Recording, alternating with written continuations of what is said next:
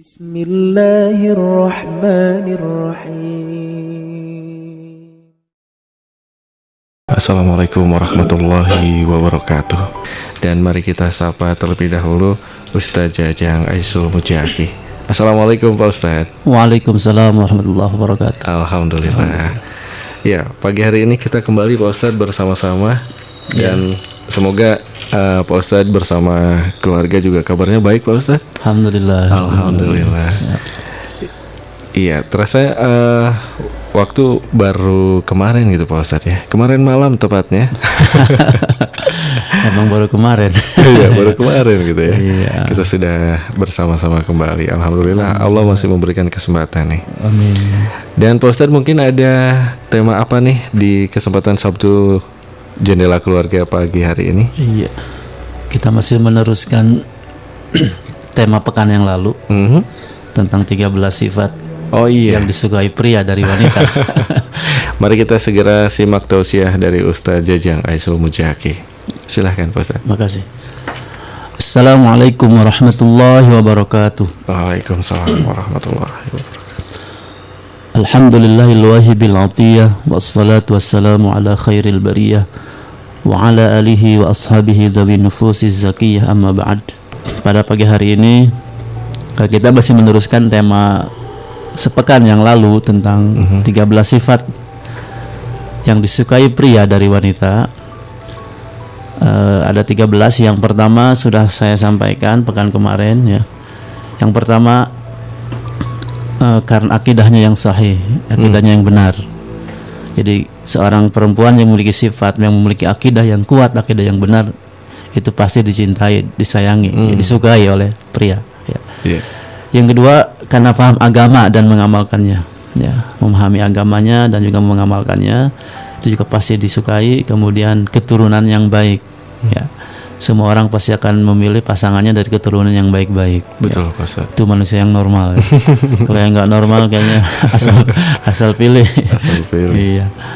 Dan yang keempat, masih gadis ya, masih gadis. Tentunya semua kita ya, walaupun dia sudah statusnya duda misalnya ataupun ingin poligami, tetap mencarinya yang gadis biasanya kan gitu. Yang gadis. Kemudian yang kelima, sehat jasmani dan penyayang ya. Tentunya kalau istri sering kesakitan ya suami jadi korban perasaan ya. Kalau istrinya sering sakit-sakitan. Oke. Dan yang keenam, berakhlak mulia. Ini tentunya juga salah satu sifat yang memang dimiliki oleh seorang perempuan, memiliki akhlak yang mulia. Sebab dengan akhlak yang mulia itulah keluarga akan samara ya, sakinah, mawaddah, warahmah. Pemirsa, kemudian pada pagi hari ini kita akan lanjutkan Kang Rian pada sifat yang berikutnya yang disukai oleh pria dari wanita. Yang ketujuh adalah lemah lembut. Lemah lembut. Iya. Sesuai dengan sifat wanita itu kan lemah lembut ya. Betul, ya. Mas. Di sini ada satu riwayat dari Aisyah radhiyallahu anha, Rasulullah sallallahu alaihi wasallam bersabda, ya, "Wahai Aisyah, bersikap lemah lembutlah. Ya, alaiki birifqi," gitu kan. Karena sesungguhnya Allah itu jika menghendaki kebaikan kepada sebuah keluarga, maka Allah menunjukkan mereka kepada sifat lemah lembut ini.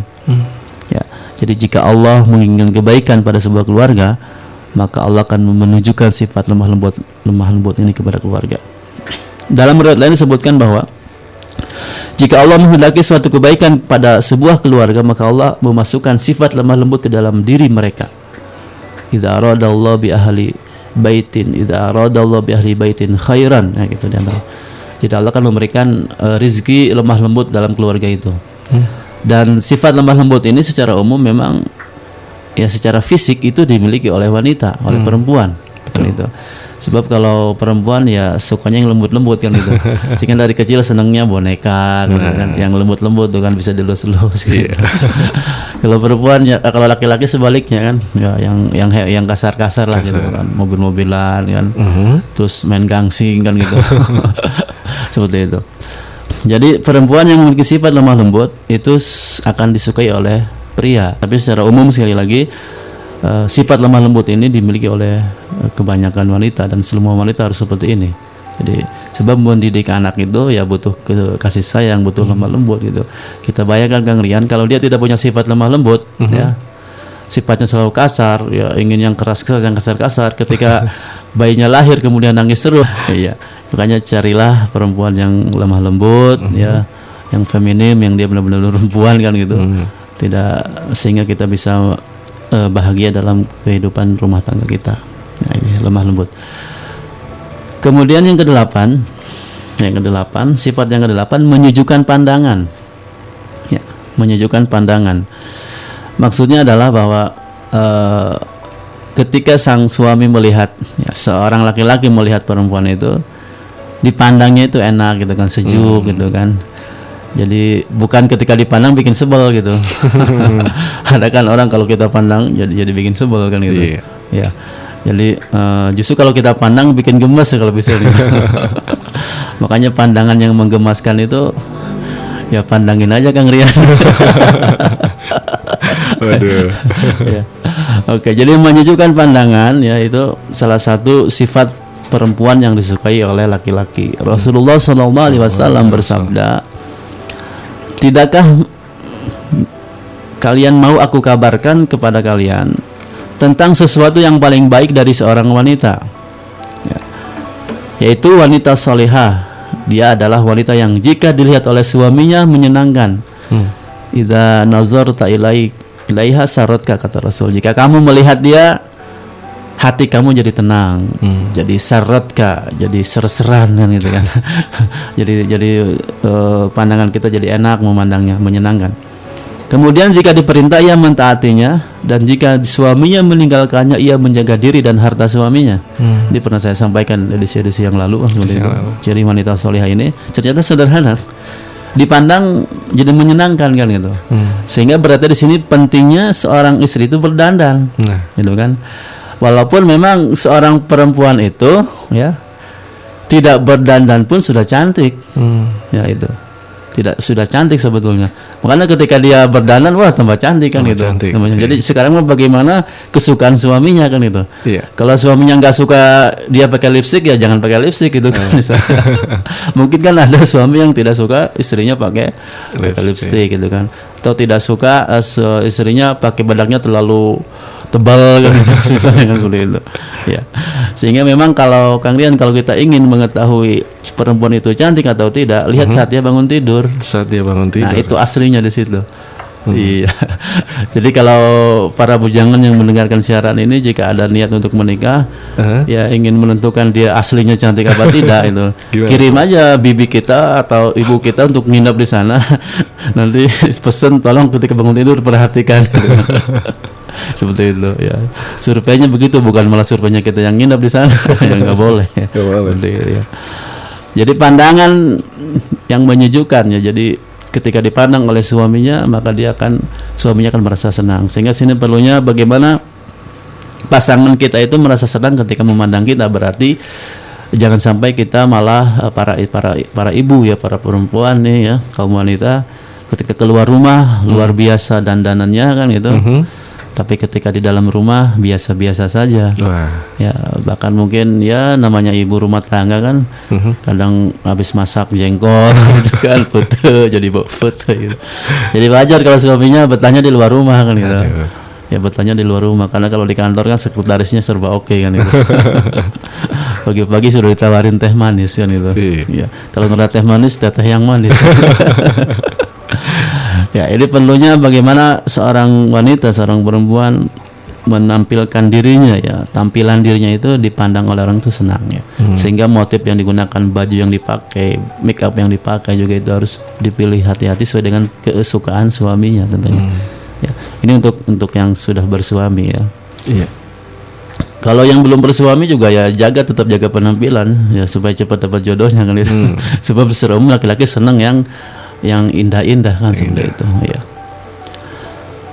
Rasulullah SAW juga dalam hadis lain bersabda, sesungguhnya sebaik-baik wanita adalah wanita yang bisa melahirkan. Ya. Rasa cintanya begitu besar, kemudian memegang rahasia, berjiwa tegar terhadap keluarganya, patuh terhadap suaminya, pesolek bagi suaminya. Nah ini nih salah satunya. Jadi menyejukkan pandangan sini pesolek bagi suaminya. Jadi bukan bagi suami orang lain, bukan untuk laki-laki lain, tapi untuk suaminya. Dia pesoleknya oke gitu kan. Itu harusnya lebih cantik saat di rumah. Nah gitu, mestinya begitu. Tapi kenyataannya ya tidak begitu. Ya seperti itu. Nah untung tadi wanita itu walaupun tidak berdandan tetap cantik kan gitu. Ya cuma lebih baiknya tadi di rumah itu ya harus lebih daripada di luar seperti itu. Gitu. Ya. Pesolek bagi suaminya, tapi juga keluar jangan tampil asal-asalan. Nanti yang malu kan suaminya juga. Iya. Ini istri siapa sih kok? Gini banget tampilannya kan gitu. Malu-maluin suaminya ya gitu. Ya sulit. Jadi pesolek bagi suaminya. Kemudian menjaga diri terhadap lelaki lain. Nah ini menjaga diri terhadap lelaki lain, jangan sampai ada lelaki lain ya, atau ada ya pria lain. Kemudian taat kepada ucapan dan perintah suaminya. Dan bila berdua dengan suami, dia pasrahkan dirinya kepada kehendak suaminya. Yo, lagi berdua dengan suaminya, pasrahkan dirinya kepada kehendak suaminya. Terserah akang lah mau diapain aja kan gitu. serta tidak berlaku seolah seperti lelaki terhadap suaminya. Begitu kata Rasulullah SAW. Jadi terus ya berlaku sebagai seorang perempuan gitu.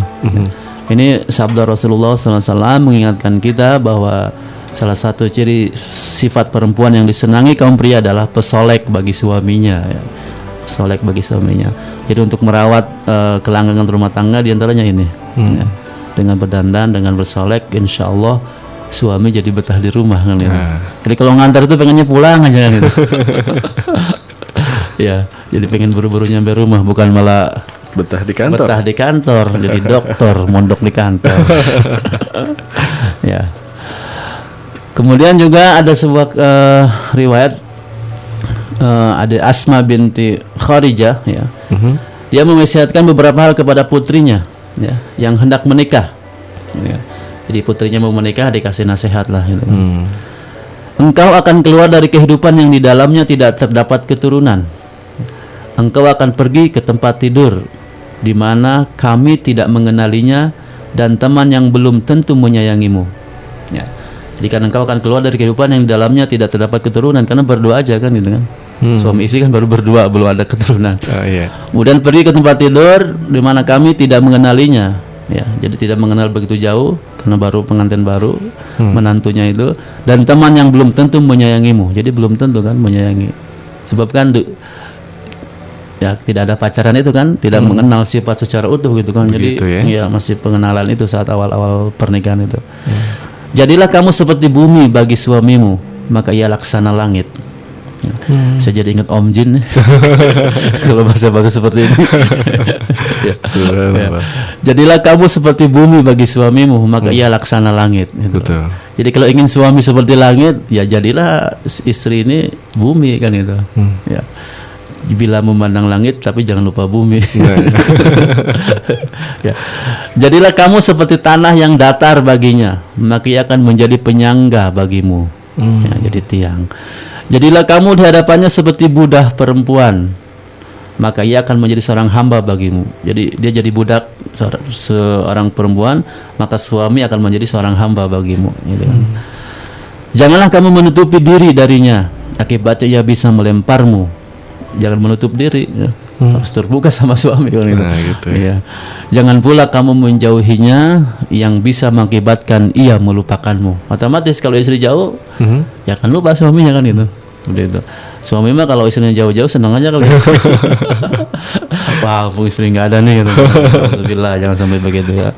Makanya jangan terlalu jauh, harus sering dekat dengan suami. Sering di SMS kalau lagi di kantor, sering bertanya, ya seperti itu. Jika ia mendekat kepadamu, maka kamu harus lebih mengakrabinya, gitu kan. Jadi suami dekat, istri harus tambah dekat kan gitu. Jangan malah menjauh.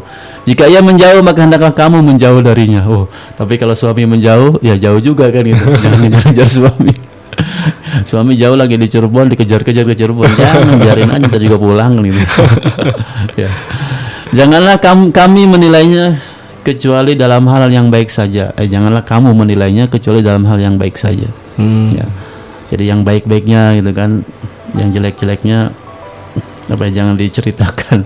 Yang jeleknya dilupain aja gitu. Bayangkan kebaikannya, sehingga ketika kesel bayangkan kebaikannya, nggak jadi kesel kan itu. Iya. Udah kesel ngebayangin jeleknya aja kan, udah itu kiamat nanti rumah tangganya. Dan janganlah kamu mendengarkannya kecuali kamu menyimak dengan baik, dan jangan kamu melihatnya kecuali dengan pandangan yang menyejukkan. Nah ini intinya di sini poinnya ya, sifat menyejukkan pandangan ya. Jadi istri melihat suami jadi senang, dan sebaliknya tentunya ketika suami melihat istri, suami juga jadi senang.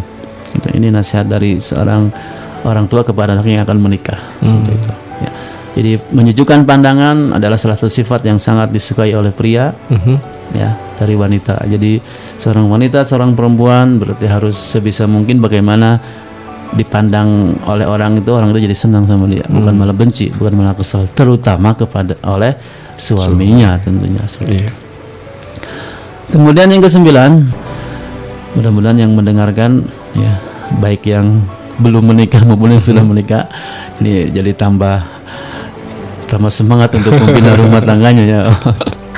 Jangan-jangan setelah acara ini langsung ke suaminya nanti, Pak beliin bedak nanti ya. Anggaran kosmetik jadi naik. Ya nggak apa-apa, demi itu menyejukkan pandangan bagi suami kan gitu. Nah, betul Pak. Ya. Tapi juga jangan yang terlalu mahal lah. Jangan kayak artis lah gitu. Ya. Kemudian yang ke-9, realistis dalam menuntut hak dan melaksanakan kewajiban. Realistis dalam menuntut hak dan melaksanakan kewajiban. Jadi kewajiban maksimalkan, kemudian menuntut haknya jangan terlalu gitu kan. Ya, jadi realistis aja gitu kan, sesuai kenyataan suami mampunya cuma segitu ya segitu kan gitu. Jadi istilahnya apapun yang diberikan suami itu disyukuri kan itu. Betul. Ya, jangan terlalu banyak menuntut hak lah. Suami cuma gajinya sekian, tapi nuntutnya 2 kian kan gitu. Ya yang dapat dari mana ya? Betul. Sekian tapi harus beli 2 kian atau 3 kian seperti itu, nggak bisa. Nah, ini harus realistis dalam menuntut hak dan melaksanakan kewajiban. Jangan ada istilah ini apa? Abang datang bawa uang, abang disayang kan gitu. Abang datang tidak bawa uang, abang ditendang gitu. Gitu kan. Biaran suaminya bawa uang banyak, wah disayang-sayang. Terus nggak bawa duit, diomelin. Ya. Ya, realistis. Jadi salah satu sifat terpuji seorang wanita yang patut dicintai seorang laki-laki adalah qanaah. Intinya ini realistis dalam menuntut hak dan kewajiban. Qanaah, nerima apa adanya lah. Nerima apa adanya, bersyukur, puas dengan apa yang ada. Alhamdulillah ya, kita sudah punya mobil misalnya gitu. Yang lain punya motor, kemana-mana kehujanan gitu kan ya. Kayak Kang Rian kemana-mana masih kehujanan kan. Apalagi saya gitu. Ya, yang punya motor juga alhamdulillah kan itu. Ya, alhamdulillah. Punya motor, yang lain punya sepeda. Iya, ya, betul Mas. Lebih capek ngewesnya kan. Yang punya sepeda bersyukur dan seterusnya lah. Jadi tidak ada istilah tidak bersyukur. Semuanya bersyukur. Sampai yang sakit pun masih bersyukur kan itu. Alhamdulillah saya dikasih sakit, berdoa Allah mengampuni dosa-dosa saya.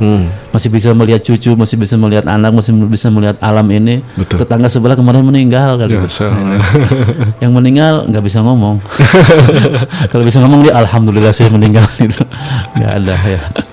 Jadi qanaah. Tetapi juga qanaah dalam menerima pemberian suami. Jadi bukan saja qanaah atas segala ketentuan yang Allah tetapkan dalam Al-Quran, tapi juga qanaah dalam menerima pemberian suami. Qanaah secara umum. Sebaik-baik istri adalah apabila diberi dia bersyukur, kata Rasul. Sebaik-baik istri apabila dia diberi dia bersyukur, dan bila tidak diberi dia bersabar. Engkau senang bisa memandangnya dan dia taat bila engkau menyuruhnya.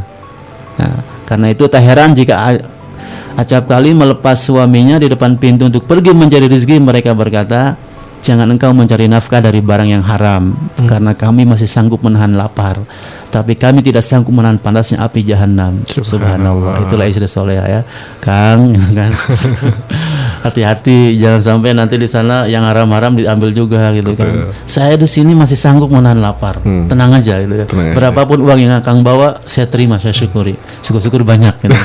Ya. Itulah istri. Jadi kan suami jadi tenang kerjanya. Ini mah baru nyampe pintu pamitan. Awas Pak ya, jangan lupa pulangnya bawa sate. Pulangnya bawa itu, bawa perhiasan. Aduh. Padahal dari mana kan itu kan? Padahal tengah bulan gitu. Kayaknya kasbon kan itu. Yang penting kalau kasbon, kalau sampai korupsi kan, nauzubillah gitu. Iya itu. Jadi memang itulah realistis lah dalam menuntut hak ya, seperti itu. Ya. Jadi kalau suami mampunya cuma beliin cincin, ya udah terima cincin, jangan nuntut ingin beliin anting segede pelek beca kan gitu. Itu. Ya. Kata Rasulullah SAW juga, istri yang paling berkah adalah yang paling sedikit biayanya. Tuh Kang Rian. Istri yang paling berkah adalah yang paling sedikit biayanya. Itu riwayat Ahmad, Al-Hakim dan Baihaqi dari Aisyah. Istri yang paling berkah, yang paling sedikit biayanya. Subhanallah. Subhanallah. Pas kawinnya cuma baca surat Al-Ikhlas itu. Nah, itu kan biayanya murah kan.